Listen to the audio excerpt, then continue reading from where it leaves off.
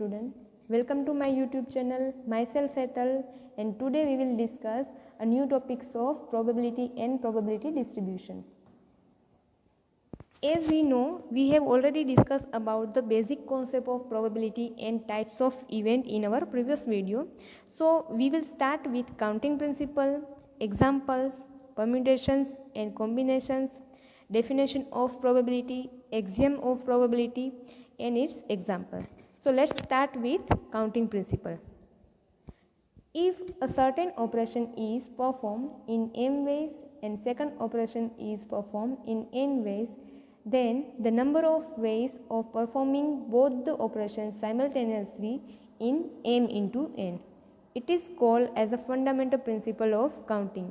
तो यहाँ पे हमारे पास जो भी कोई भी ऑपरेशन दिया गया है तो वो ऑपरेशन परफॉर्म करने के लिए हमें कितने तरीके मिल सकते हैं, तो ये हम काउंटिंग प्रिंसिपल से उसकी वैल्यू है वो निकाल सकते हैं. तो एग्जांपल लेके देखते हैं तो हमें काउंटिंग प्रिंसिपल है वो क्लियर हो जाएगा. Government provides instruction in 12 regional languages and 7 other projects. तो यहाँ पे गवर्नमेंट ने जो इंस्ट्रक्शन दी गई है वो कितनी दी गई है, 12 लैंग्वेजेस में दी गई है और अलग अलग से हमारे पास 7 प्रोजेक्ट्स हैं. In how many ways can a person choose on regional language and 1 other project. अब हमें क्या करना है कि जो हमारे पास रीजनल लैंग्वेज है उसमें से कोई भी सिलेक्ट करनी है और हमें कोई एक प्रोजेक्ट चूज़ करना है. तो सॉल्यूशन देखते हैं कि फंडामेंटल प्रिंसिपल से हमें क्या मिला कि अगर दो ऑपरेशन है वो हम एक साथ जो है वो परफॉर्म करें तो कितने तरीक़ों से हम उसकी वैल्यू निकाल सकते हैं. तो जो दो ऑपरेशन है उसके दोनों तरीक़ों की मल्टीप्लिकेशन निकाले तो हमें वैल्यू मिल सकती है. तो यहाँ पे 12 रीजनल लैंग्वेज की बात की है और 7 प्रोजेक्ट की बात की है. तो फंडामेंटल प्रिंसिपल से हमें ये वैल्यू मिल सकती है कि दोनों का मल्टीप्लिकेशन करें. तो यहाँ पे 12 इंटू 7 निकालेंगे तो ये हमें 84, मतलब कि कोई भी पर्सन है वो लैंग्वेज चूज़ करेगा और एक प्रोजेक्ट सिलेक्ट करेंगे तो उसके जो तरीके हैं वो 84 तरीके होंगे. Now example number 2. How many numbers of different digit numbers can be formed with the digit 2, 4, 6 and 8. यहाँ पे हमने 2, 4, 6 और 8 नंबर है, उससे हमें क्या निकालना है कि अलग अलग कितने हम नंबर है वो बना सकते हैं. तो आइए उसकी वैल्यू निकालते हैं कि the first digit can be selected in 4 ways. यहाँ पे हमें 2, 4, 6 और 8 4 नंबर दिए गए हैं. अब हमें क्या करना है कि अलग अलग उसके नंबर बनाने हैं. 1, 2, 3, 4 बार बार उसको रिप्लेस करते करते हमें नंबर है वो निकालने हैं. तो पहला जो तरीका है हम ये कर सकते हैं कि हमारे पास 4 नंबर हो गए, चारों में से कोई भी नंबर है उसको फर्स्ट नंबर से डिजिट फर्स्ट नंबर है वो चूज़ कर सकते हैं. अब हमारे पास कितने नंबर बचे, 3.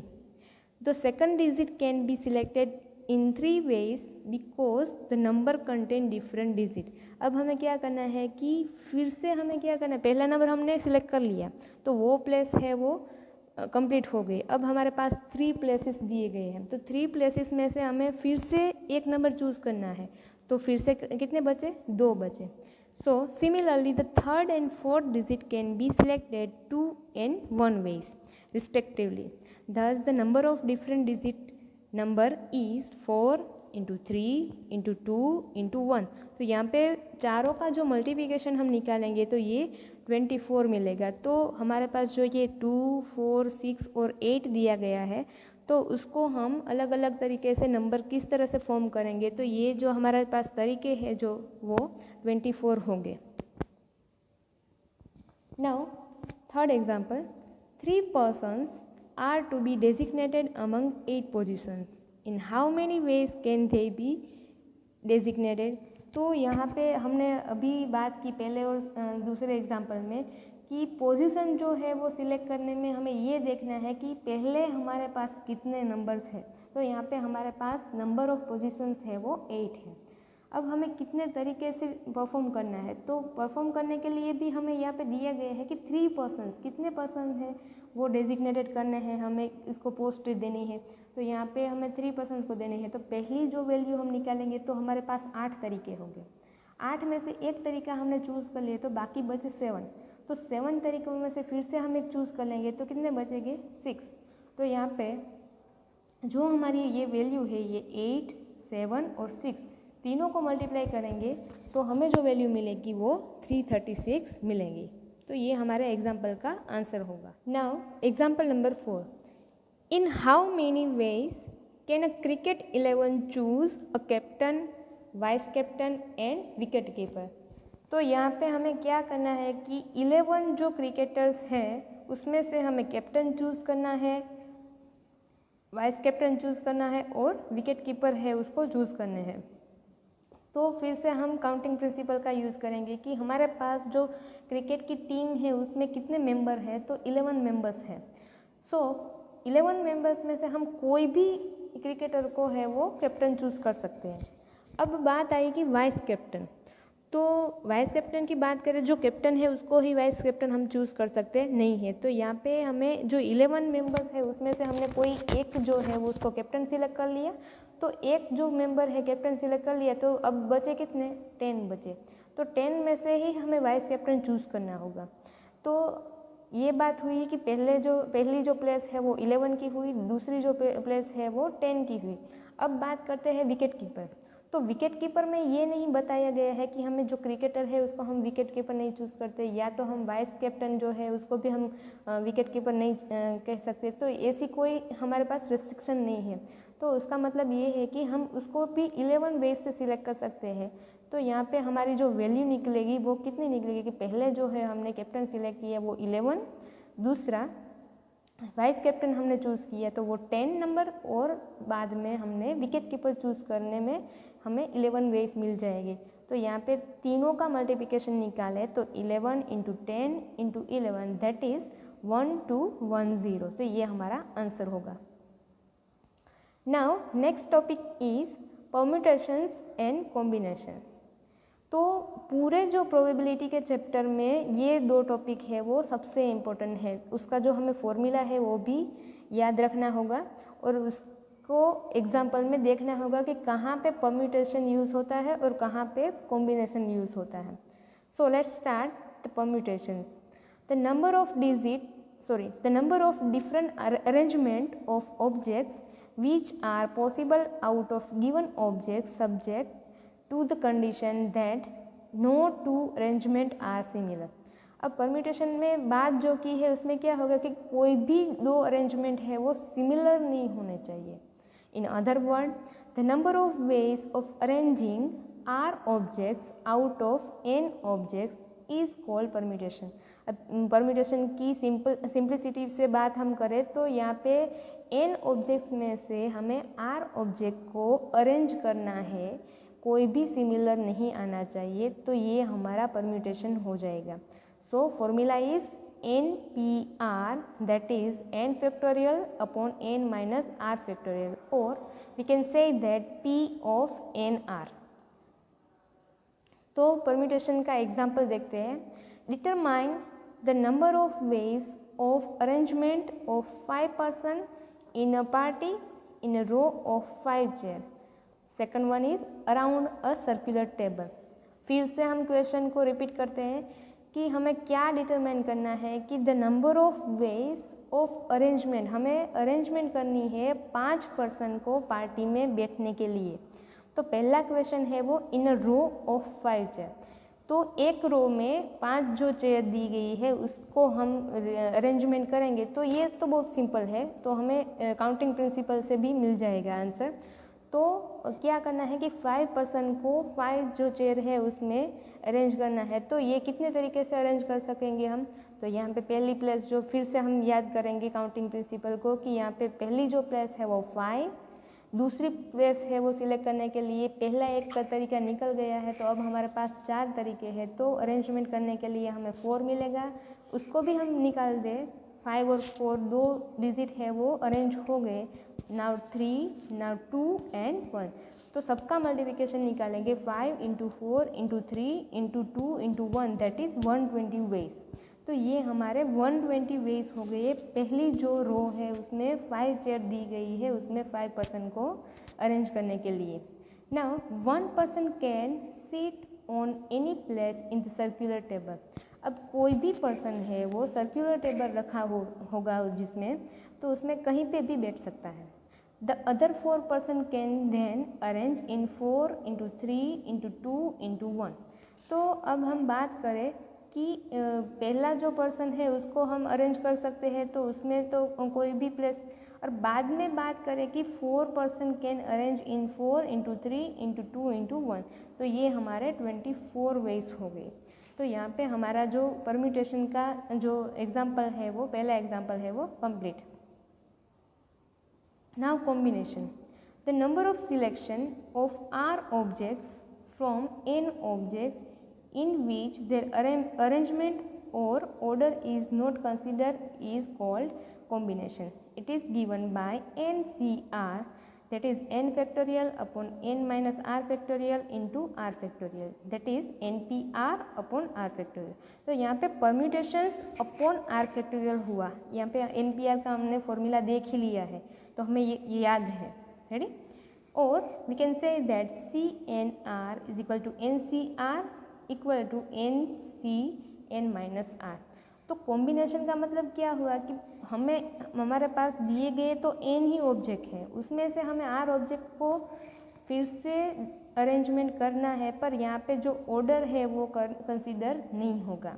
उसमें जो हमने बात की थी तो वहाँ पे ये बात की थी परम्यूटेशन में कि हमारे पास जो भी एन ऑब्जेक्ट है उसमें से आर चूज़ करने हैं तो वो सिमिलर नहीं आने चाहिए, उसकी अरेंजमेंट है वो सिमिलर होनी नहीं चाहिए। तो ये दोनों के बीच का डिफरेंस है। नाउ प्रोबेबिलिटी की डेफिनेशन देखते हैं।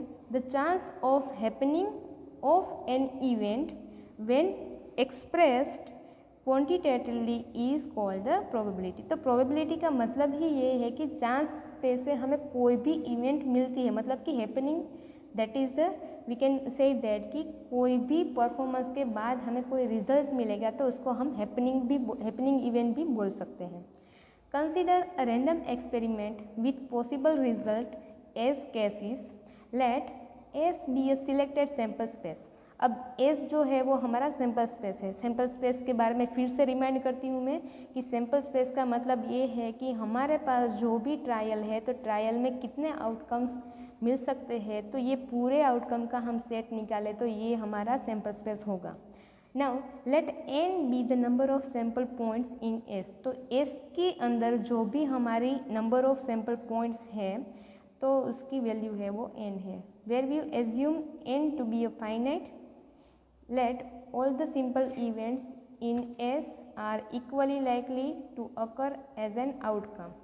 Let m sample point of them are favorable to the event E। तो ये जो पूरे पैराग्राफ में है उसकी हम वैल्यू निकालें तो S हमारा सैम्पल स्पेस है। सैम्पल स्पेस के अंदर n नंबर के एलिमेंट्स हैं, मतलब कि n सैम्पल पॉइंट्स है, n हमारा फाइनाइट है। अब जो n जो है वो ये पूरी जो इवेंट है वो कितनी है, कैसी है, इक्वली लाइकली है। इक्वली लाइकली का मतलब भी मैंने पहले वीडियो में डिस्क्राइब किया है। अब बात करें तो m जो है वो हमारा फेवरेबल इवेंट है। फेवरेबल इवेंट का मतलब क्या है कि हमारा जो रिज़ल्ट आया, मतलब कि एक एग्जांपल लेके फिर से बताती हूँ कि हमारे पास जो कॉइन है उसको थ्रो करने के बाद हमें पता है कि हेड और टेल दो ही आ सकते हैं, बट थ्रो करने के बाद जो रिज़ल्ट आया तो हमारा रिज़ल्ट अगर हेड है तो हेड हमारी फेवरेबल इवेंट होगी। तो यहाँ पे पूरे पैराग्राफ में हमने इतनी वैल्यू जो है वो डिस्क्राइब की। Now classical definition, then the probability of happening of E is defined as P is equal to P of E equal to number of favourable cases upon total number of equally likely cases. तो total number है उसको n हमने किया है और n से represent किया है, और m जो है वो हमारा फेवरेबल इवेंट। अब m में कितने एलिमेंट है तो नंबर ऑफ इवेंट जो है वो m में कितनी है और नंबर ऑफ सैम्पल स्पेस में कितनी वैल्यू है वो उसकी वैल्यू हम यहाँ पे लिख सकते हैं। तो हमारा फॉर्मूला जो है वो क्लासिकल डेफिनेशन से ये पता चलता है कि P is equal to m upon n। This is the classical definition of probability. Now first example of probability is, what is the probability getting an odd number while tossing a die। अब हमें क्या करना है कि कोई भी dice है उसको हमें थ्रो करना है। थ्रो करने के बाद हमें क्या मिलना चाहिए कि जो भी हम थ्रो करें उस पर ओड नंबर आने के कितने चांसेस हैं। तो अब हम पूरा सैम्पल स्पेस बोले तो सैम्पल स्पेस में कितनी वैल्यू आ सकती है 1 2 3 4 5 6। तो यहाँ पे हमारा सैम्पल स्पेस का जो नंबर ऑफ एस है तो ये उसकी वैल्यू 6 मिलेंगी। अब बात करें कि हमें कितने नंबर चाहिए, ओड नंबर चाहिए। तो हमें पता है कि 1 और 6 के बीच ओड नंबर कितने आ सकते हैं 1 3 और 5। तो ये हमारी इवेंट जो है वो 1 3 5 हो गई। मतलब कि फेवरेबल इवेंट भी बोल सकते हैं कि हम थ्रो करने के बाद कितनी वैल्यू ले सकते हैं उसमें। तो ये ओड नंबर हो गए 1 3 और 5। तो ये number of E is equal to 3 हो गए। अब प्रोबेबिलिटी निकाला तो P of E is equal to number of E upon number of S, that is 3/6 equal to 1/2। तो ये हमारे एग्जाम्पल का आंसर मिल गया। Now second example, what is the chance of getting a king in a draw from the pack of 52 card. क्या करना है, फिर से एक बार रिपीट करती हूँ क्वेश्चन। हमें किंग निकालना है, कोई भी कार्ड जो है कोई भी एक पैक दिया गया है हमारे पास, तो उसमें 52 कार्ड्स हो गए। उसमें से हमें क्या करना है कि किंग निकले, उसकी हमें प्रोबेबिलिटी फाइंड करनी है। तो हमारे पास अगर जो वो कार्ड्स का जो पैक है तो उसमें 4 किंग हो गए। तो नंबर ऑफ किंग है उसकी जो प्रोबेबिलिटी अगर निकालें हम तो 4 होगी, क्योंकि वो है वो 4 ही किंग निकल सकते, उससे ज़्यादा कोई भी जो कार्ड है वो किंग का नहीं हो सकता। तो number of S is equal to 52 and number of E that is the number of getting king is equal to 4। So probability is equal to number of E upon number of S, that is 4/52, that is 1/13। तो ये हमारी king को draw करने की probability हो गई, that is 1/13। Now axioms of probability, let S be the sample space of an experiment and A be any event of this sample space. The probability P of A of the event A is defined as the real value set function which associate a real value corresponding to a subset A of the sample space S. The probability P of A satisfy the following 3 axioms। तो probability में हमने देखा कि sample space क्या है, P of A क्या है, तो P ऑफ A सेटिस्फाई करेंगी ये 3 एक्सियम्स। तो पहली जो एक्सियम है वो P of A greater than equal to 0, मतलब कि P ऑफ A की वैल्यू 0 या तो 0 से ज़्यादा होनी चाहिए, नेगेटिव नंबर कभी भी नहीं आ सकते। Now second one is P of S is equal to 1। The probability of an event that is certain to occur must be equal to unity. कोई भी प्रोबेबिलिटी की वैल्यू हम निकाल लें तो वो 1 ही होगी, 1 से ज़्यादा नहीं हो सकती, 1 से कम हो सकती मगर 1 से ज़्यादा तो नहीं ही हो सकती। Axiom 3, if A1, A2, A3 up to AN are finitely mutually exclusive events। तो यहाँ पे फिर से ये वर्ड आया म्यूचुअली एक्सक्लूसिव इवेंट, तो उसकी वैल्यू भी हम इसका डिस्क्रिप्शन भी हमने पहले वीडियो में दिया है, तो ये फिर से रिमाइंड कर लेना। P of A1 union A2 union A3 up to union AN, that is P of A1 plus P of A2 up to plus P of AN, that is summation I is running from 1 to n P of AI. The probability of a union of the mutually exclusive events is the sum of the probability of the events themselves। तो हमें पूरे हमारे पास जो भी performance है operation किए हैं और उसका परफॉर्मेंस पे हम निकाले प्रोबेबिलिटी, तो सब यूनियन निकालना हो तो सब जो है उसका हमें सम निकालना होगा, तो हमें प्रोबेबिलिटी मिल सकती है। Now example number 1, a fair dice is throne, find the probability of getting an even number, a perfect square, N integer greater than और इक्वल टू 3। तो पहला क्वेश्चन है वो क्या है कि डाइस को थ्रो करने के बाद हमें इवन नंबर मिले, दूसरा है वो परफेक्ट स्क्वायर, और तीसरा जो है वो इंटीजर ग्रेटर देन और equal to 3। So let's start the example. When a dice is thrown, dice को थ्रो करने के बाद हमें सैम्पल स्पेस जो मिलेगा वो 1 2 3 4 5 6, that is the number of S is equal to 6। अब पहला क्वेश्चन हमारा ये है कि हमें इवन नंबर मिले, तो इवन नंबर कितने मिल सकते हैं 2 4 और 6। तो हमारी इवेंट जो है वो ए जो है 2 4 6 हो गई। अब उसमें कितने एलिमेंट है, तो number of A is equal to 3, that is the probability of A equal to number of A upon number of S, that is 3/6 equal to 1/2। तो ये हमें इवन नंबर की प्रोबेबिलिटी मिल गई। अब सेकंड जो है वो परफेक्ट स्क्वायर की बात की है। Let B be the event of getting perfect square. तो बी जो है वो कैसी इवेंट है कि उसमें परफेक्ट स्क्वायर मिलने चाहिए। तो 1 का स्क्वायर करे तो 1 निकल सकता है, अब 2 का स्क्वायर करे तो ये 4 निकल सकता है। तो ये परफेक्ट स्क्वायर है। तो परफेक्ट स्क्वायर हमारे पास दो ही है, 1 और 4। तो प्रोबेबिलिटी बी जो है वो परफेक्ट स्क्वायर की प्रोबेबिलिटी है, सॉरी इवेंट है, and number of B is equal to 2।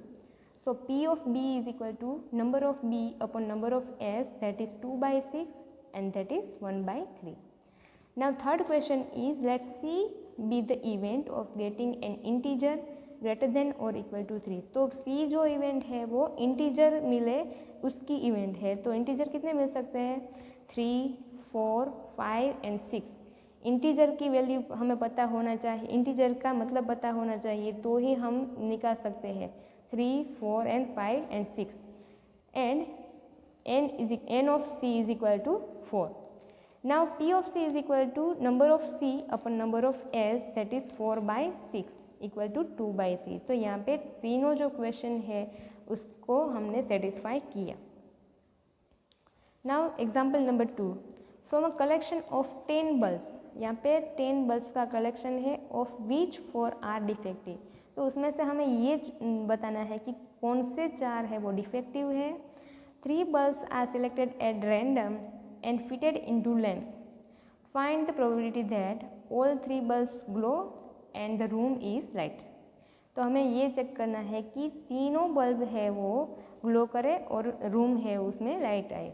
तो ये दोनों हमें एग्जाम्पल बताने के लिए पहले हमें क्या बताना है कि 10 बल्ब्स में से डिफेक्टिव कौन से है वो निकालने होंगे। The total number of bulb that is 10। 3 bulb can be selected from 10 bulb in 10 C3 ways. अब हमें क्या करना है कि 10 जो हमारे पास बोल दिए गए हैं उसमें से हमें 3 है वो निकालने हैं, तो सिलेक्ट करने हैं। तो उसके तरीके कितने होंगे, 10 C3। यहाँ पे कॉम्बिनेशन की बात आई, तो कॉम्बिनेशन का फॉर्मूला हमें याद होना चाहिए, that is number of S is equal to 10 C3 equal to 120। अब 10 C3 को हम किस तरह से सोल्व करेंगे, तो उसको हम इस तरह से करेंगे कि 10 × 9 × 8 अपॉन 3 × 2 × 1, तो उसकी वैल्यू जो हमें 120 मिलेगी। तो ये हमें पहले क्वेश्चन का आंसर मिलने के लिए जो हमें नंबर ऑफ एस मतलब कि हमारा सैम्पल स्पेस है उसकी वैल्यू हमें मिल गई। Now let A be the event that all 3 bulbs glow. This event will occur when 3 bulbs are selected from 6 non defective bulbs in 6 C3 ways. अब 6 की बात क्यों की यहाँ पे, क्योंकि हमें क्या करना है कि 3 जो बल्ब है वो जो है वो डिफेक्टिव है, तो उसमें से हमें नॉन डिफेक्टिव बल्ब को चूज़ करना है। तो ये हमें 6 C3 से मिलेगा। तो now number of A is equal to 6 C3 that is 20 and P of A is equal to number of A upon number of S that is 20/120 that is 1/6। Let B be the event that the room is light. Let B bar be the event that the room is dark. The event B bar will occur when 3 bulbs are selected from 4 defective bulbs in 4 C3 ways। तो यहाँ पे 4 defective bulb है उसको हमें choose करेंगे, तो उसमें से कोई भी 3 चूज़ कर लेंगे तो रूम हमारा है वो डार्क हो जाएगा, उसमें कोई भी जो है वो लाइट नहीं होगी। तो number of B bar that is 4 C3, तो हमें 4 C3 निकाल लेना होगा, तो ये हमें मिलेगा आंसर 4। अब P ऑफ बी बार की बात करें तो P of B bar is equal to N of B bar upon number of S that is 4/120। तो उसमें से हम क्या निकाल लेते हैं कि डिफेक्टिव बल्ब की जो प्रोबेबिलिटी है वो निकाल लें, तो हमें जो डिफेक्टिव नहीं है उसकी वैल्यू हम मिल जाएगी, दैट इज़ 4/120 इक्वल टू 1/30। तो अब हमें P ऑफ B चाहिए, तो P of B is equal to 1 minus P of B bar that is 1 minus 1/30 that is 29/30। तो इस तरह से हमें कहाँ पे कॉम्बिनेशन पे, कहाँ पे कॉम्प्लीमेंट इवेंट, ये सब इवेंट का किस तरह से यूज़ करना है वो एग्जाम्पल में देखने के बाद ही हमें पता। Example number 3, 3 unbiased coin are tossed, find the probability of getting exactly 2 heads, at least 1 tail, at most 2 heads, a head on the second coin and exactly 2 head in succession। तो यहाँ पे 3 coin को साथ में toss करना है, तो पहले उसका सैम्पल स्पेस निकालेंगे। तो सैम्पल स्पेस में हमें जो वैल्यू मिलेगी वो H H H, H T H, T H H, H H T, T T T, T H T, T T H and H T T. तो सैम्पल स्पेस की जो वैल्यू है वो हमें 8 मिल गई। तो पहला क्वेश्चन है वो एग्जैक्टली 2 हेड की बात की है। तो यहाँ पे 2 हेड आई है, ऐसी कितनी इवेंट है? तो यहाँ पे देख सकते हैं पहले जो है उसमें 2 हेड है और तीसरा भी है 2। अब हमें एग्जैक्टली 2 की बात की है तो 2 ही ऐड आने चाहिए। तो सेकंड जो है वो एच टी एड, तो उसमें 2 है। थर्ड है वो टी एच एच, तो उसमें भी 2 है। फोर्थ है वो एच एच टी, उसमें भी 2 है। और बाकी सब की चेक करें तो उसमें कहीं भी हमें 2 नहीं मिल सकते। तो पहला जो है हमारा तो इवेंट जो है एग्जैक्टली 2 हेड्स की, तो वो इवेंट हमें जो मिलेंगी वो कैसी होगी कि let A be the event of getting exactly 2 head, that is H T H, T H H, H H T. तो that is number of A is equal to 3। यहाँ पे हमने एच एच एच की बात नहीं की क्योंकि हमें एग्जैक्टली 2 हेड्स ही चाहिए। तो P of A is equal to number of A upon number of S, that is 3/8। Now second जो क्वेश्चन है उसमें क्या करना है कि let B be the event of getting at least 1 tail. तो हमें 1 टेल जहाँ पे आए और 1 टेल से ज़्यादा भी आए तो उसकी भी वैल्यू हमें निकालनी है। तो यहाँ पे H T H, T H H, H H T, T T T, T H T, T T H and H T T, that is number of B is equal to 7। तो उसकी probability निकाले P of B equal to number of B upon number of S, that is 7/8। Now let C be the event of getting at most 2 head.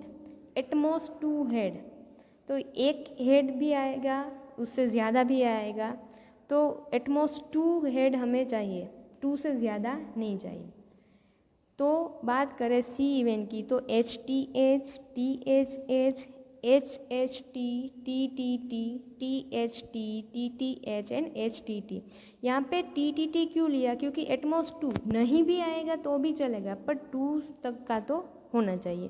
That is number of C is equal to 7 and probability of C is equal to number of C upon number of S, that is 7/8। Now let D be the event of getting a head on the second coin. अब हमें क्या करना है कि second जो coin है उसमें head आना चाहिए, तो उसकी इवेंट हमें निकालनी है।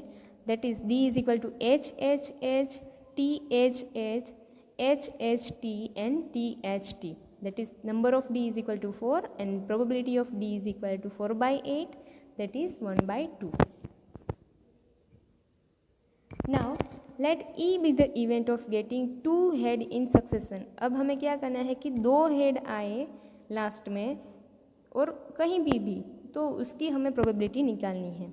तो ये हमें जो मिलेगा वो H H H, T H H and H H T, that is number of E is equal to 3 and probability of E equal to number of E upon number of S, that is 3/8। तो यहाँ पे हमारे जो 5 question है उसका solution हमें मिल गया। Now example number 4, a class consist of 6 girls and 10 boys. तो क्लास में कितने लड़के और लड़की है? 6 गर्ल्स एंड 10 बॉयज़ हैं।